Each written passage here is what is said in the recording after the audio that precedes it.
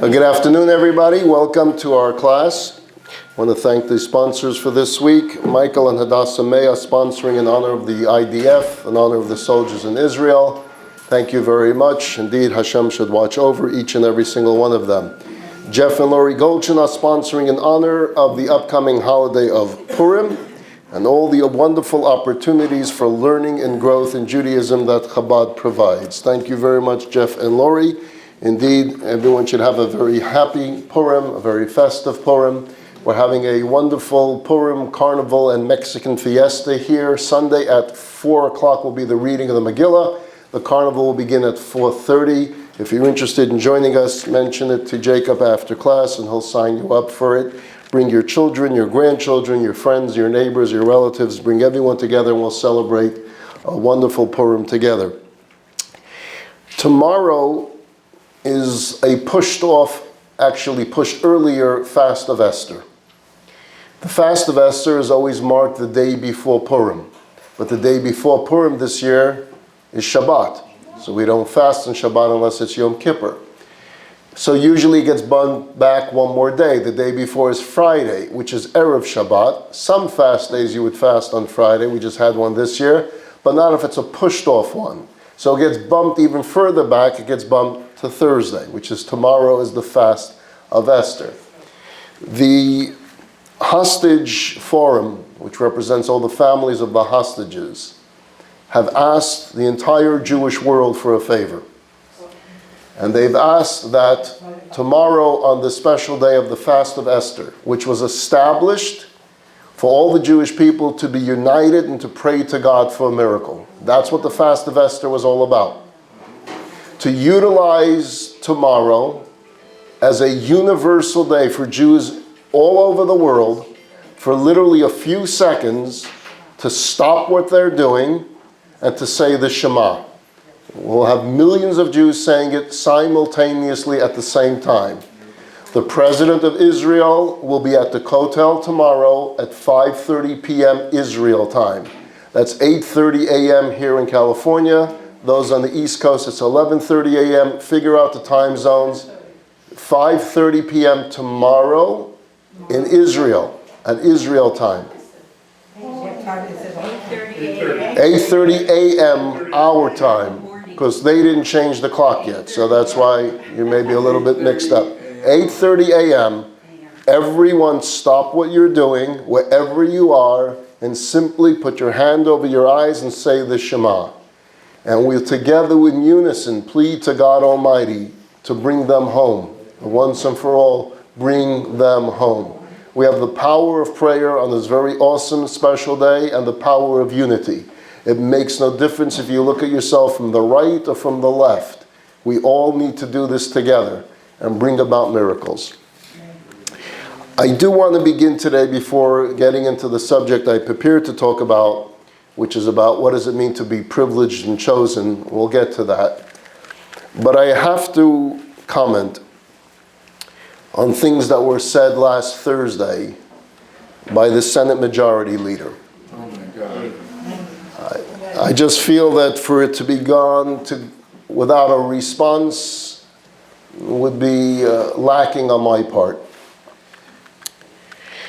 If you're not familiar, the Senate Majority Leader named Charles Schumer made a speech last Thursday telling the people of Israel to demand a new election and to vote out Benjamin Netanyahu as their prime minister and to select a prime minister that will be in favor of a two-state solution. He said that there are 4 things holding back peace. This is his words, 4, and he lumped them together.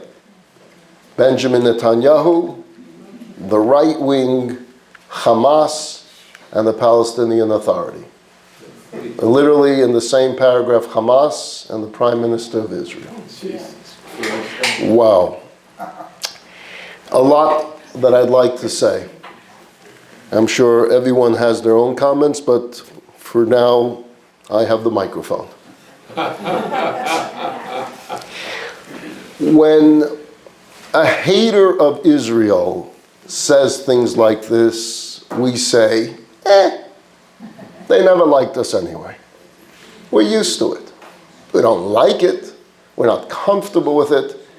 But it doesn't shock us. It doesn't surprise us. It's not a shock to the system. When the United Nations says this, we say, what else is new? You guys have condemned Israel more times than all other nations of the world combined. Forever. And you're telling us that you don't like our prime minister? We didn't think you love him. In fact, he started out there. His first job was in the United Nations. You never liked him then, you never liked him now. Okay. When the State Department says things like this, sadly, we're also used to it. Since the days of President Truman, the State Department always favored the Arab states. It's always been their strategy. Read the stories of Truman and the battle he had to do with his own Secretary of State in order to recognize Israel. He threatened to take Truman down. He threatened to go public. The State Department has always been filled with bureaucrats that don't necessarily like Israel. We're used to it. We don't like it. We wish that there would be a change. We pray for change. But unfortunately, we're used to it.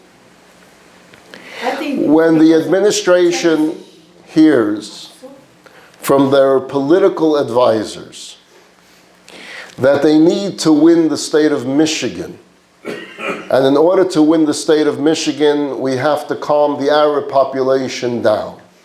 So you're going too overboard with your love for Israel. You got to tone it down a little bit. You got to do some balancing. And the administration issues some statements to try to show the Palestinian leaning voter in this country that they have them in mind as well. We don't like it. But we even predicted that that's going to happen. We predicted this early on, October 8th, October 9th. We were saying we really applaud the White House and President Biden for his support of Israel. But we know what's going to happen. We know the pressure is going to come on the White House. And we kind of predicted this balance job that they're going to have to do politically. When Bernie Sanders says these kinds of things, Bernie Sanders at least has been consistent from the beginning of his career. He's honest. He's honest. He's always said these things. This is what he believes. This is what he preaches. It's Bernie. Bernie is Bernie, as they say. He said this well before October the 7th. He said this after October the 7th. He said this. When I was growing up in Brooklyn, in Crown Heights, the congresswoman that represented this section of Crown Heights and of Brooklyn was a woman named Elizabeth Holtzman. Maybe you remember Elizabeth Holtzman by name. She was a dynamite congresswoman. She was the staunchest supporter of Israel in the House of Representatives. When she retired her seat, a new fellow ran for her seat. His name was Charles Schumer, nicknamed Chuck Schumer. And Chuck Schumer said that it's only right that he takes Elizabeth Holtzman's seat because he will now be the staunchest supporter of Israel in the House of Representatives. And to his credit, he was, up until Thursday. He not only promised this support of Israel, but he nicknamed himself. He did a play on the name Schumer to Shomer. And he said that he was being put in this position by God Almighty to be Shomer Yisrael, the guardian of Israel. And he was elected. And he became our congressman. Congressman Schumer, the Shomer Yisrael. We had a United States Senator in New York, not a Jewish fellow, but a great man. His name was Daniel Patrick Moynihan. Daniel Patrick Moynihan started his career in the United Nations as an outspoken supporter of Israel. And he became Senator of New York, also the staunchest supporter of Israel, him together with Scoop Jackson. well, this alliance of support for Israel, it was rock solid. When Moynihan announced his retirement, Charles Schumer felt, that should be my seat. The Shomer Yisrael should now have the seat of Daniel Patrick Moynihan. And he ran for his seat and he was successful. And he became the Senator of New York. And over years he rose in the ranks until he was elected the Senate Majority Leader. Now understand, the Senate Majority Leader is a powerful position. Every senator is a powerful position because you're only one of 100. A congressman is powerful, but not like a senator. You're only one of 100. That's a private club. But you get to that position of Senate Majority Leader, there's a lot of power that comes along with that. And whether we were on the right or the left, the very fact that a Jew and such a staunch supporter of Israel was now in the seat of the Senate majority, it was comforting. At every AIPAC conference, Chuck Schumer was always one of the chair people, one of the main speakers. At every rally for Israel, if you saw the big rally in Washington, D.C. this year after October the 7th, Charles Schumer was one of the main speakers, Senate Majority Leader. It's a powerful position. And then came last Thursday. I want to begin that we need to understand that Israel is not a vassal state. It's not this stepchild of the United States that the father can tell this child, this is what you have to do. We're an independent state, and we're a democratic state. In fact, we're the only state that's democratic in the entire Middle East. Correct. The only one. The only one where the citizens have rights, and the citizens vote for their leaders. They have free elections. They have a Knesset. Would you dare tell Great Britain, get rid of your prime minister? Would you dare tell France to get rid of your prime minister? Would you tell Canada, get rid of your prime minister? But you're not the Senate Majority Leader. You don't represent the United States government when you're speaking on the floor of the Senate. These are lines you don't cross, and to do this to Israel, and to do it in a time of war. The only ones that decide who the leader of Israel are the people of Israel. They get to vote. Washington doesn't get to decide who our prime minister will be, or when we should call for elections. That's number one. It is the greatest insult to the democracy of Israel for someone in this country or any other country to tell Israel to get rid of its prime minister at any time. How much more so in a time of war? Imagine stopping the war right now for a campaign, for elections. Number two, we didn't cause October 7th. Stop blaming Israel. Stop blaming Bibi Netanyahu. Stop blaming the right wing. Blame Hamas. Blame Iran. Instead, you keep releasing billions of dollars to Iran. And what do you think they're doing with these funds? They're supporting Hamas, they're supporting Hezbollah. And we're giving the funds. We're providing the funds.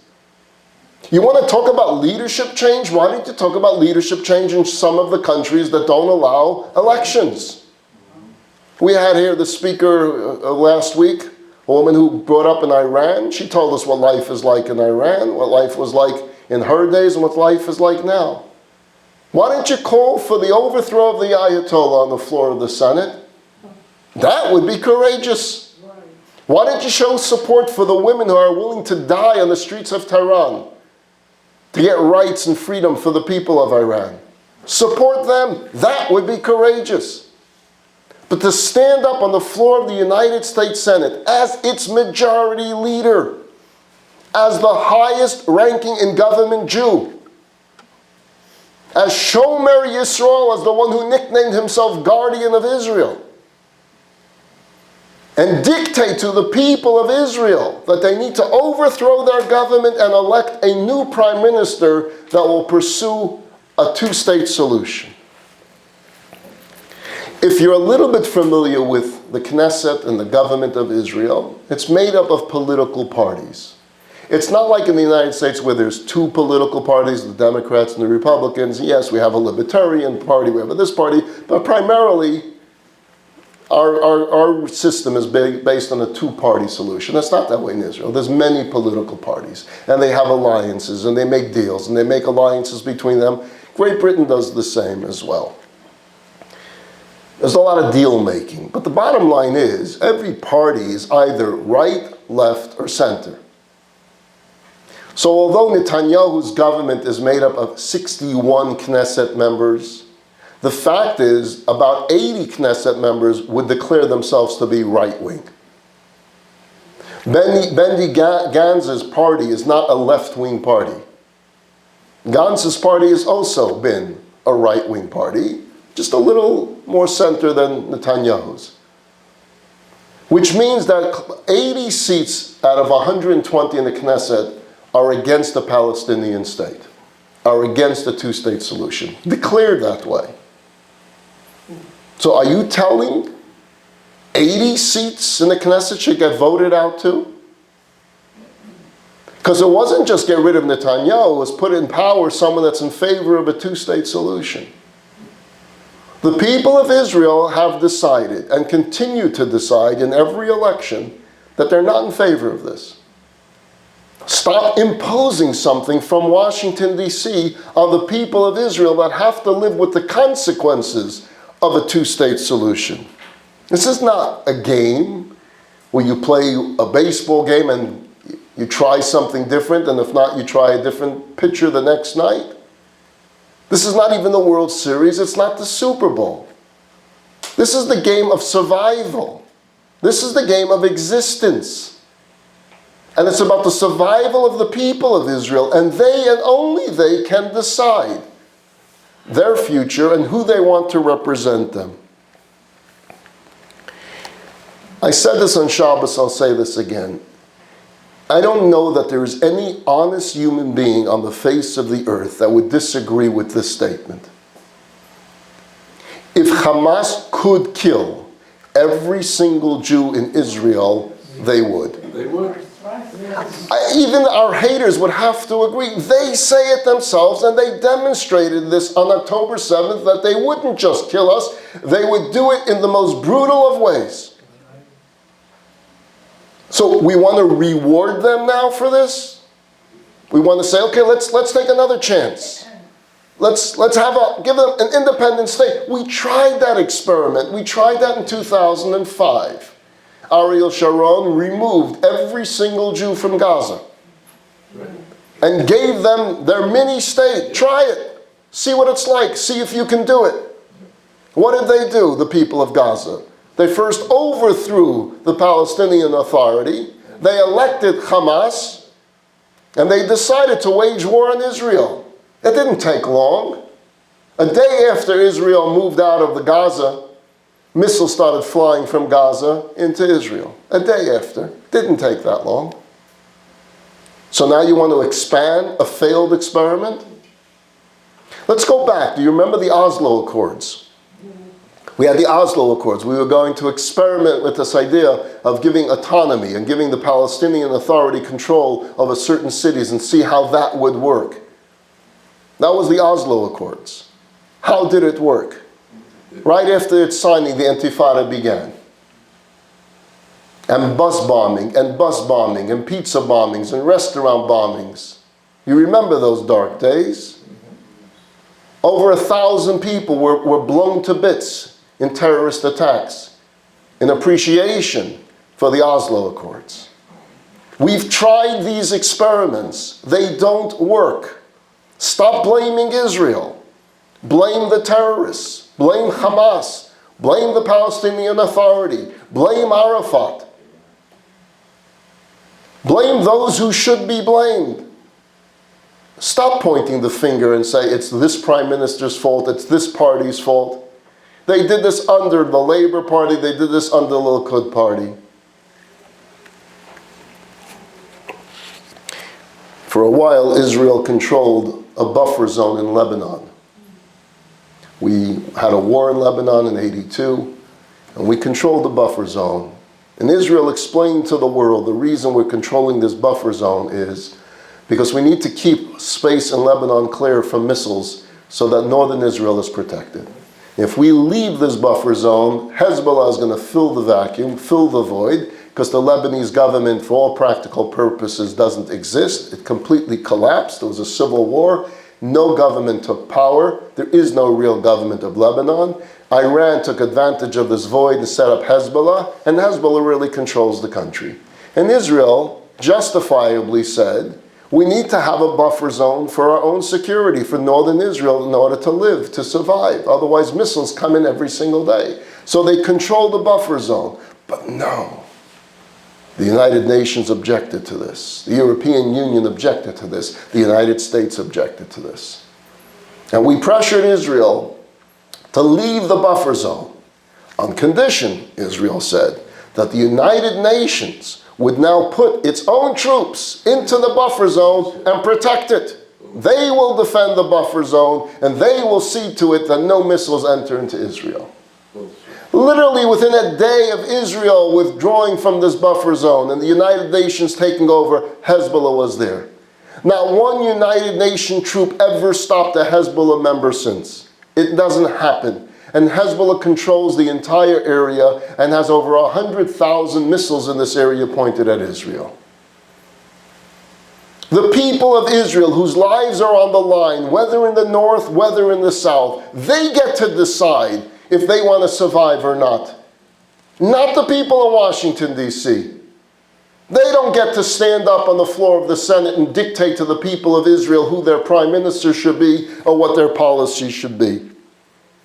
I'm not here to campaign for Benjamin Netanyahu. You can decide you like him as a prime minister. You can decide you don't like him as a prime minister. You can decide that it's time to try someone else.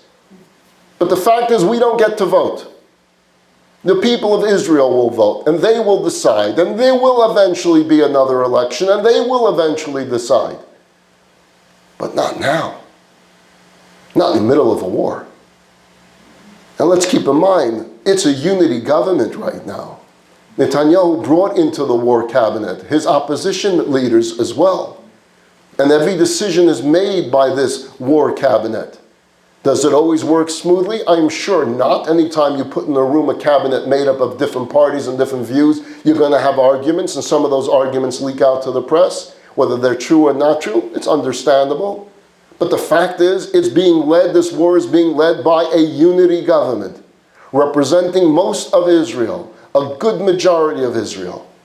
Let them fight their battles. Let them win their war. But in the middle of a war, to stand up and say these remarks, as Senator Lieberman said, shocking, shocking, that any United States senator would say this, that a Senate majority leader would say this, but that a Jewish Senate majority leader would say it, shocking. You don't reward Hamas for October 7th by pushing a two-state solution. You punish your enemies so that they could never rise up against you. And when you think of what does it mean, a two-state solution? What exactly does that mean? You know, we have over 500,000 Jews living right now in Judea and Samaria. There's 220,000 Jews living in East Jerusalem. That means there's 720,000 Jews living in the area that the Palestinians claim to be their state. What do you want to do with them? What are you going to do with the 720,000 Jews? Are we going to drag them out like we dragged out those from Gush Katif? Or are we going to let them stay under Palestinian control? What are we going to do? You know, put their lives in danger by putting a Palestinian army right here, right next to a Jewish settlement? Imagine telling President Roosevelt and Prime Minister Churchill to stop in the middle of World War II, while Hitler was still alive, because we already killed enough. Let's stop. In the name of peace, in the name of compassion, let's stop. It would have been idiotic. If you go to war, you go to finish a war. Finishing a war means you defeat your enemies, and your enemies surrender or they get killed. That's war. This was not a terrorist attack on Israel. This was a declaration of war on Israel. You invaded our country with an army. You butchered our people. You cut off the heads of our babies. You took hostages which you hold still 165 days later. You declared war. We declared war back on you. Don't stop us now. Don't tell us that we should stop and surrender and cease fire right now and leave them in power and then reward them on top of this with a two-state solution, giving them power and control.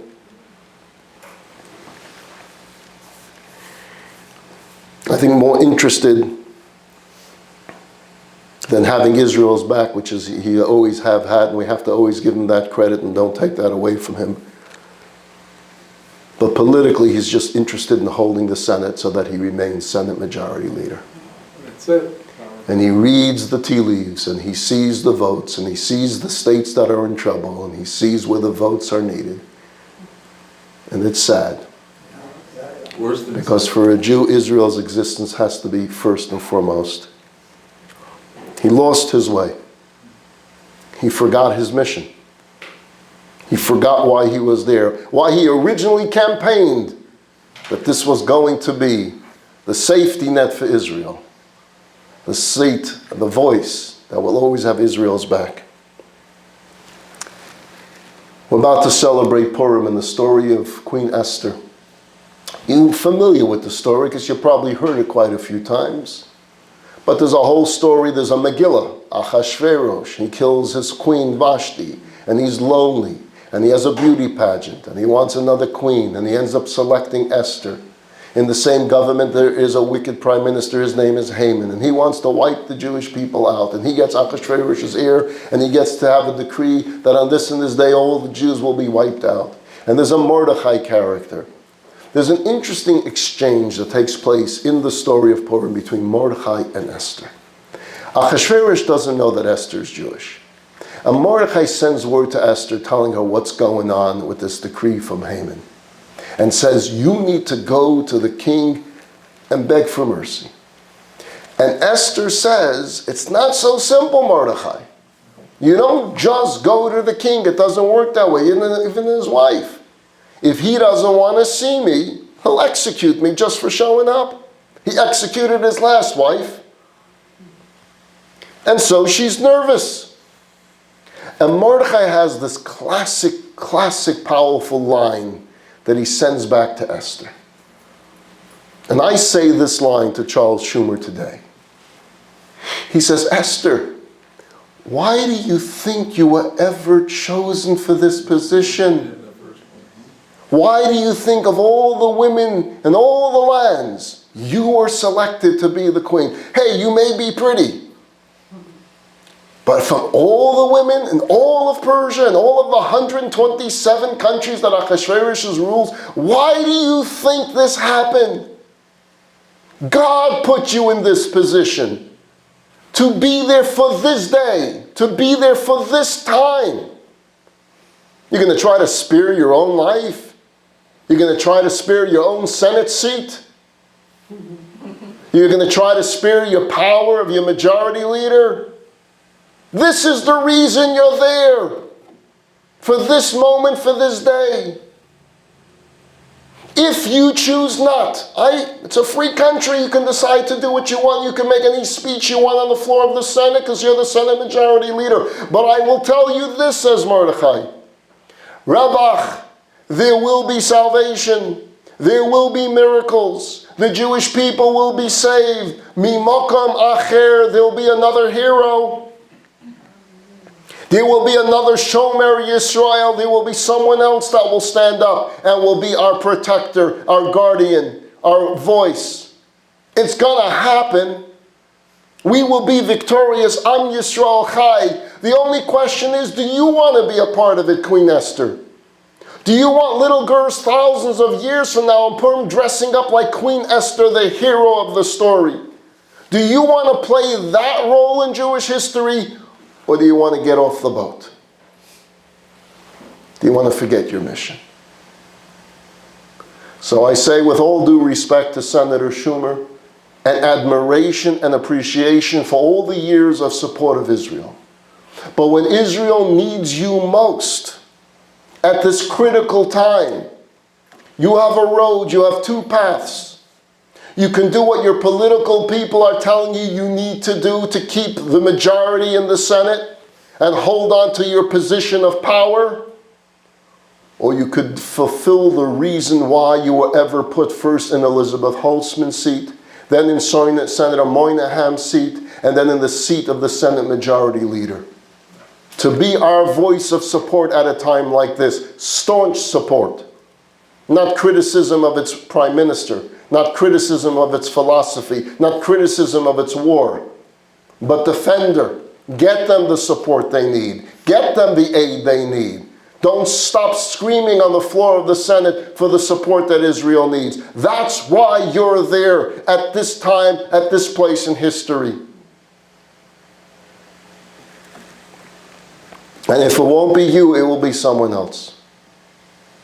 And everything that you have established in your career till now will be forgotten by the next generation, because we will remember you only for Thursday's speech. Follow Senator Lieberman's advice. It's good advice. Retract the statement. Say you erred. To publicly say you made a mistake is the most courageous thing a leader can do.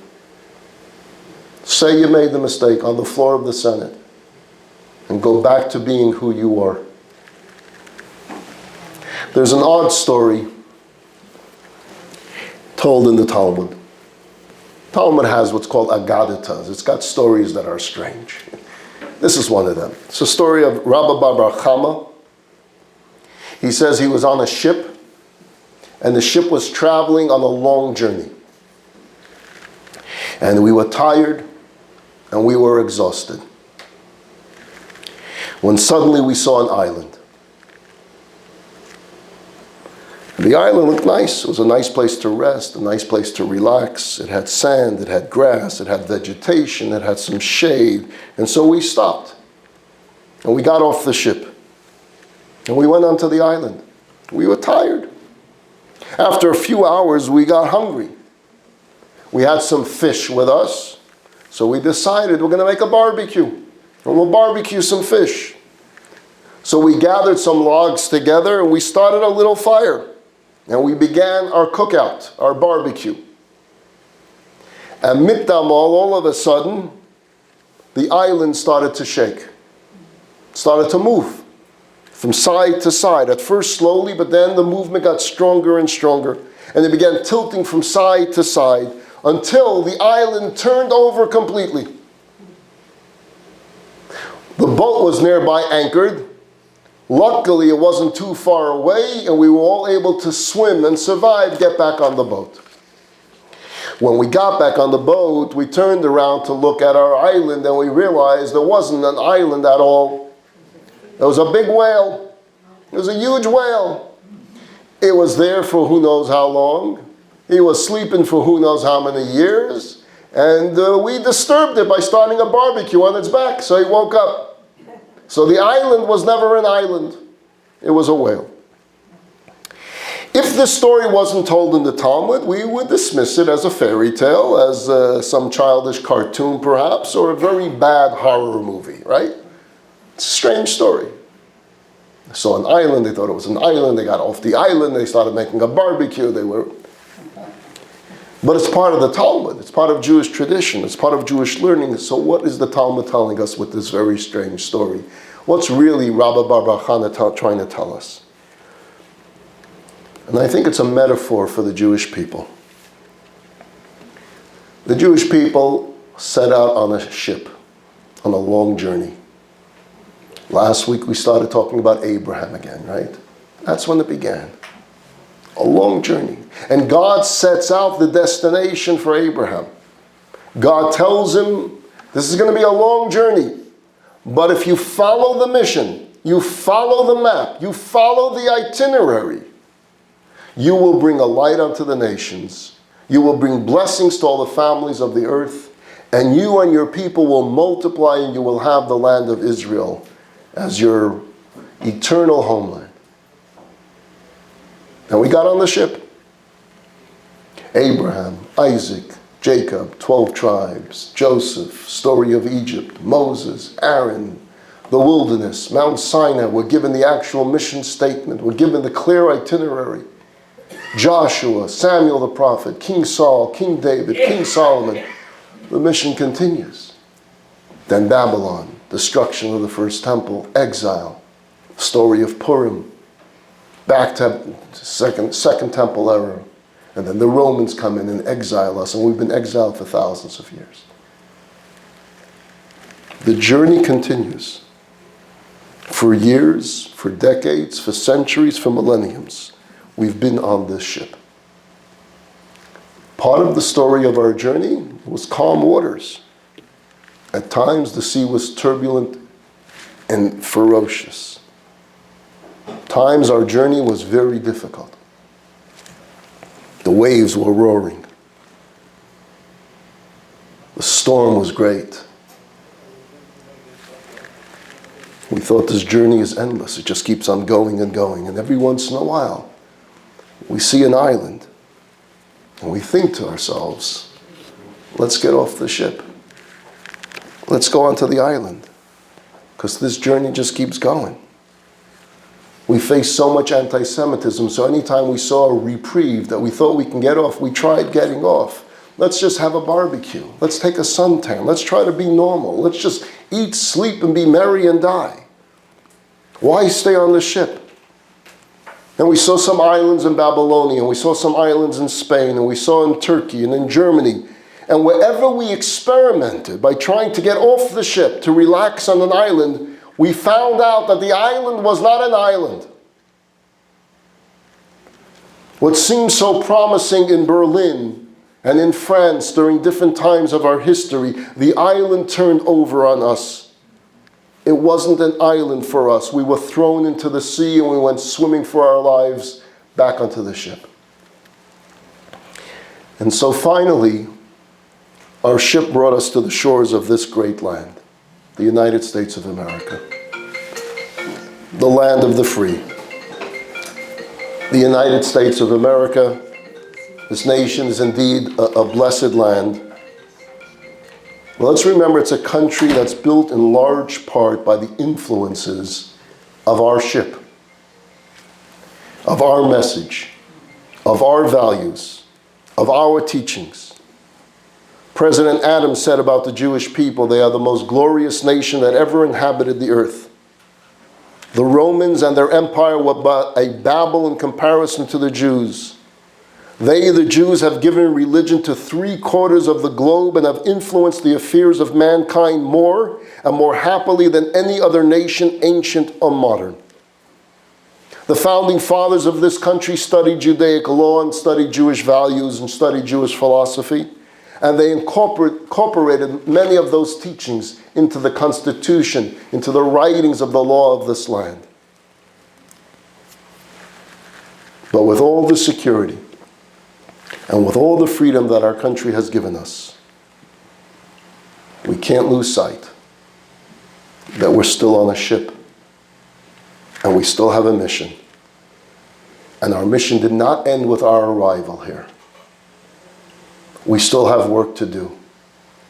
And Israel must always remain the focus of each and every single Jew.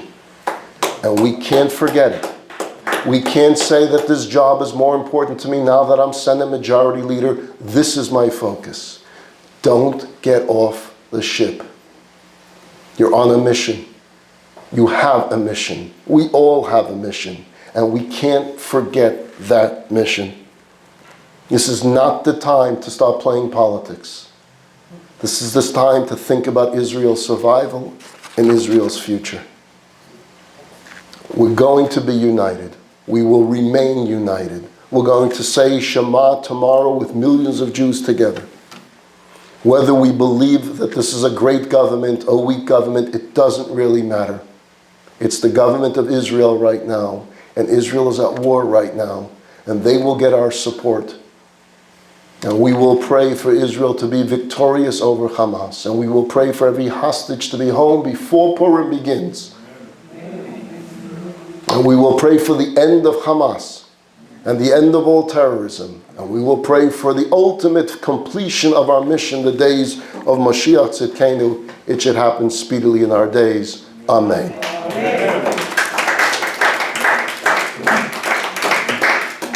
What I prepared for to talk regularly, I'll do next week. Oh, come on. Yes.